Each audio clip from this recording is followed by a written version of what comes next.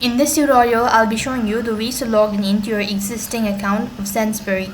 So to log in into your account, you have to first of all make sure that your device is connected to an internet service, and if you're using an application or a web browser, either way the procedure is going to remain the same. Now go ahead and open up a browser.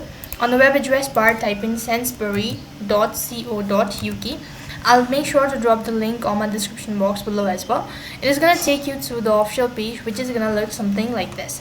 While you're on this page, go ahead and click on accept all cookies and click on the login button, and from here you need to go ahead and select the account type. So in my case, I have a grocery account.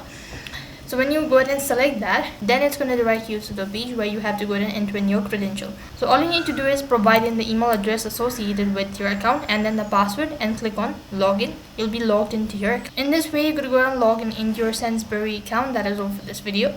I hope the video was helpful. Make sure to like, share and subscribe to our channel. Thank you for watching. See you in the next video.